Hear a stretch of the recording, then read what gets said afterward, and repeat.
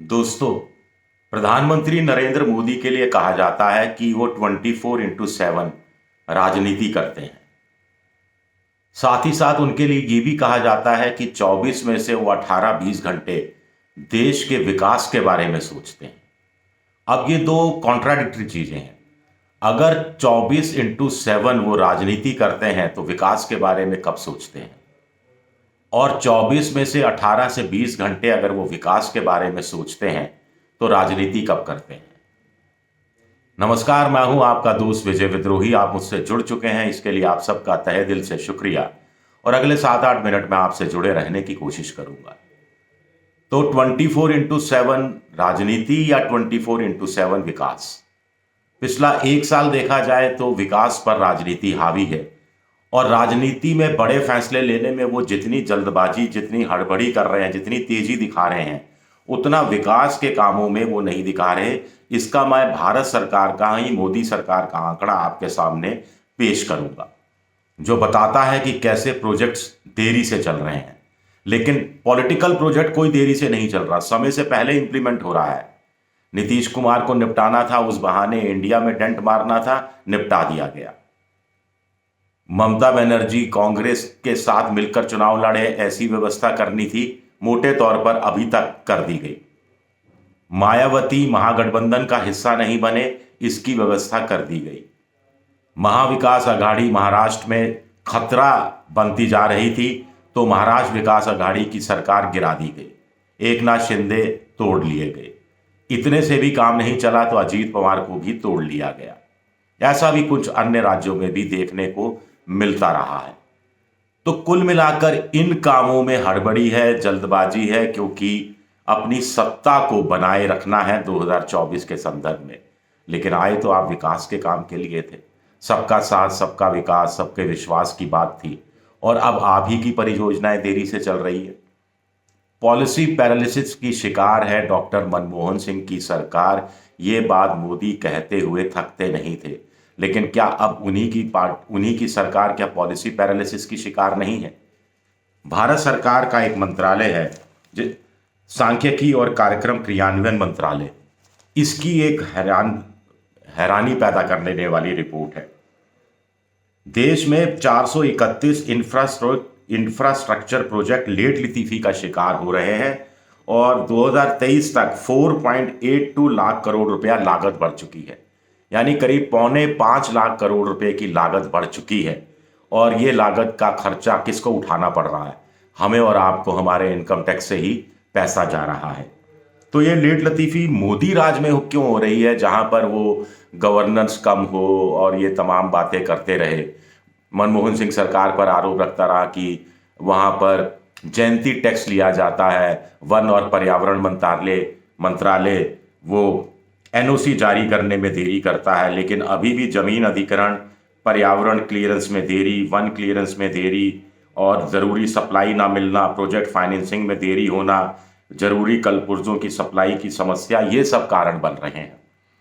देश में 1820 प्रोजेक्ट अभी तक चल रहे हैं।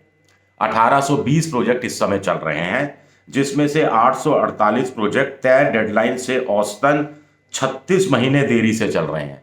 यानी 3 साल देरी से चल रही है। डबल इंजन की सरकार 3 साल देरी से दौड़ रही है। इनमें से 431 ऐसे हैं जिनकी लागत बढ़ गई है। 202 प्रोजेक्ट 1 से 12 महीने देरी से चल रहे हैं। 200 प्रोजेक्ट 13 से 24 महीने देरी से चल रहे हैं। 323 प्रोजेक्ट 25 से 60 महीने देरी से चल रहे हैं और 123 प्रोजेक्ट 60 महीने देरी से चल रहे हैं। यानी 5 साल की देरी से चल रहे हैं प्रोजेक्ट्स। और वही कारण वही बताए जा रहे हैं जो डॉक्टर मनमोहन सिंह सरकार के समय में बताए गए थे। तो फिर प्रशासनिक बदलाव, प्रशासन में फेरबदल, तुरंत फैसला करना, सिंगल विंडो सिस्टम करना, ये तमाम वादे क्या हवा हवाई है? ये अपने आप में एक बड़ा सवाल उठता है। प्रोजेक्ट नीतीश ये तो फटाफट पूरा हो गया। प्रोजेक्ट महाविकास अघाड़ी फटाफट पूरा हो गया। Project Ajit Pawar, project Eknath Shinde, project Mayawati, ये सब तो एक झटके में पूरा हो गया। लेकिन ये प्रोजेक्ट क्यों देरी से चल रहे हैं? 80-20 हिंदू मुसलमान, ये भी तेजी से होता जा रहा है।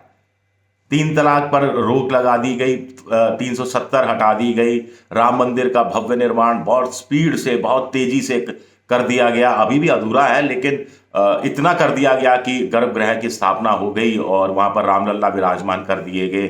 तो जहां चुनावी फायदा है वहां पर देरी नहीं है, वहां पर चुस्ती है, और जहां पर चुनावी फायदा नहीं है वहां सुस्ती है।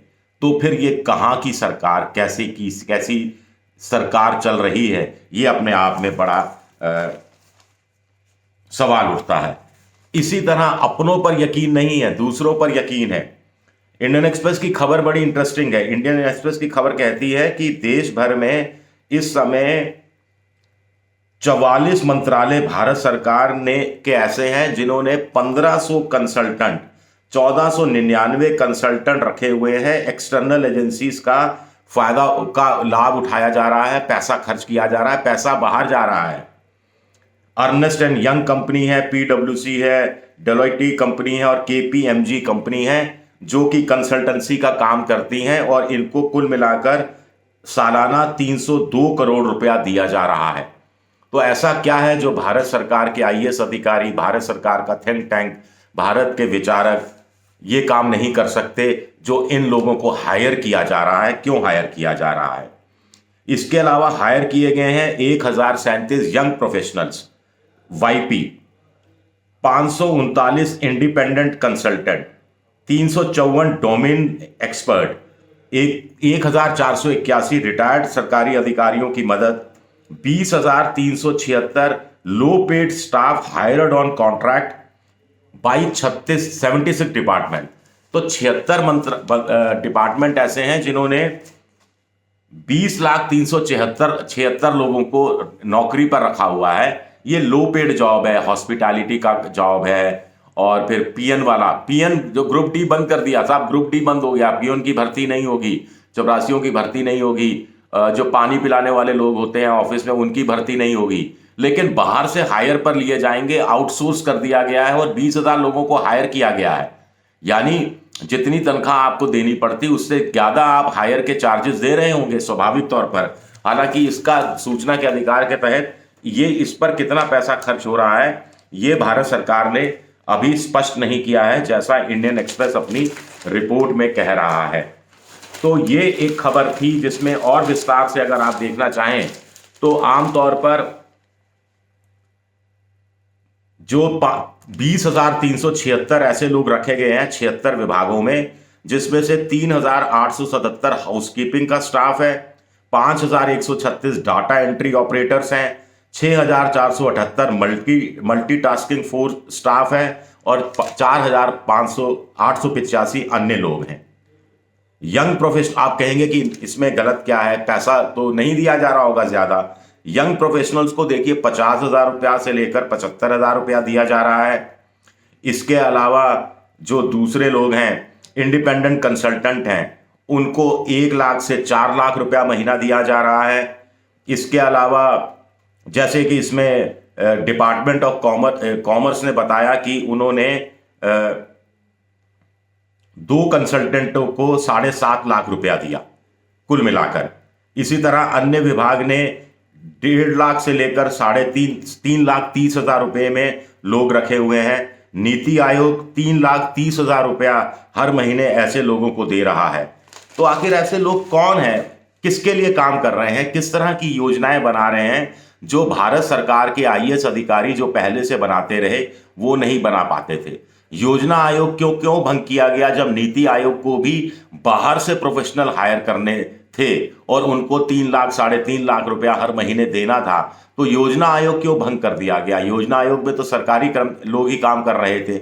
और फिर ऐसा क्या प्रोजेक्ट पेश कर रहे हैं, ऐसी क्या नई योजनाएं पेश कर रहे हैं, ऐसा क्या विकास का खाका, विकास का फॉर्मूला पेश कर रहे हैं जो कि अद्भुत हो, जो कि स्पीडी हो, जो कि तेजी से काम करने वाला हो?